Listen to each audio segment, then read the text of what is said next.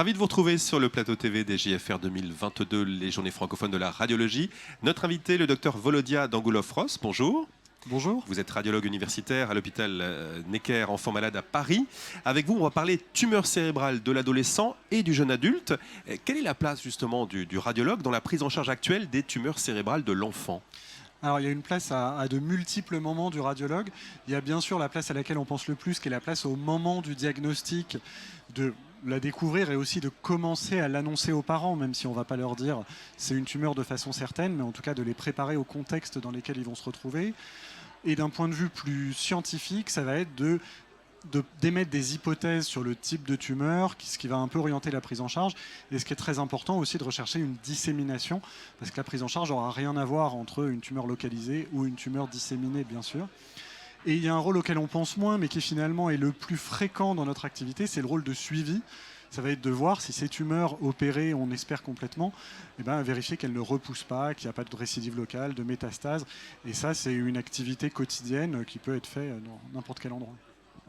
Est-ce qu'on est capable aujourd'hui de prédire le type tumoral avec des classifications qui évoluent très fréquemment ?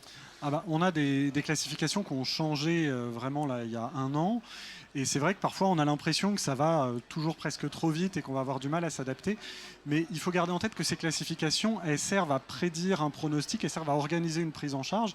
Et en fait, ce n'est pas que de l'anatomopathologie, que de la biologie moléculaire. Le radiologue a aussi un rôle à jouer, parce que selon sa localisation, notamment selon son extension, le pronostic sera différent. Et maintenant, les localisations, les caractérisations, les groupes peuvent prendre en compte aussi des critères radiologiques, notamment de localisation. Et donc le radiologue existe finalement dans ces classifications, pas uniquement la génétique comme on peut le croire. Il y a vraiment là aussi un rôle pour reconnaître ça.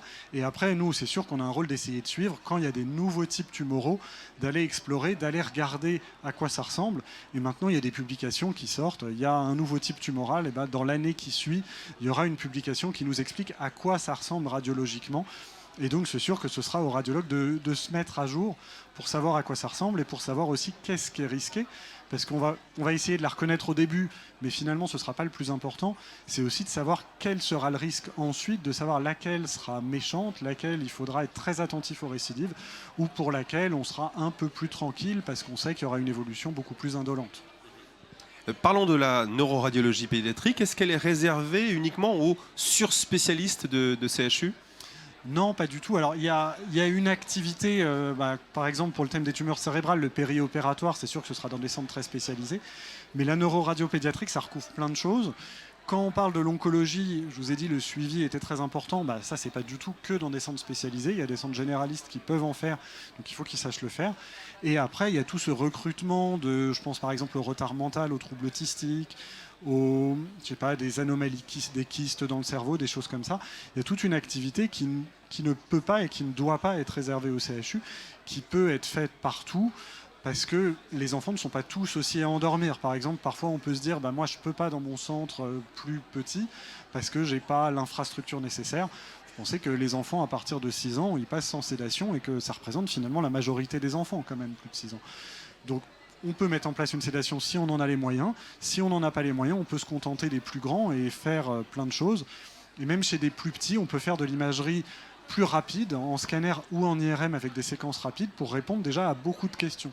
Donc je pense que ça ne se limite pas au CHU. Il y a des centres très spécialisés, des centres d'expertise, mais il y a aussi une activité courante qui concerne tous les radiologues. Pour finir, comment se former à la neuroradiologie pédiatrique ? Justement, je pense qu'effectivement, c'est important de s'y former, vu que de nombreux radiologues peuvent y être confrontés. Comment se former ? Il y a en ce moment, au niveau des journées françaises de radiologie, il y a un programme avec de la neuroradiologie pédiatrique, bien sûr. Donc ça, c'est à suivre toute l'année. Après, sur JFR 365, évidemment, ça se retrouvera. Après, il y a des formations, on voit dans les congrès dédiés à la radiologie pédiatrique, il y a toujours une partie de neuroradiopédiatrie. Et pour cette activité spécifique, avec plusieurs collègues, on a souhaité mettre en place aussi un groupe qu'on a appelé l'Amicale de neuroradiologie, de neuroimagerie pédiatrique, l'abréviation étant AMINIP, qu'on peut retrouver sur des réseaux sociaux, où on propose des petits points avec des cas cliniques qui commandent, qui expliquent le diagnostic, et aussi des journées de formation pour tous les radiologues curieux de la neuroimagerie pédiatrique. Et donc, il ne faut pas hésiter à nous contacter pour les gens intéressés. Un public qui concerne, c'est sûr, pas tous les radiologues de France, mais il ne faut vraiment pas hésiter à s'y mettre. C'est une activité qui est très intéressante et qui est accessible. Et donc, il y a des options de formation. Très bien, merci beaucoup Volodia Dogolov-Ross d'avoir répondu à nos questions. Très bon congrès à vous et à très bientôt sur le plateau TV des JFR 2022. Merci.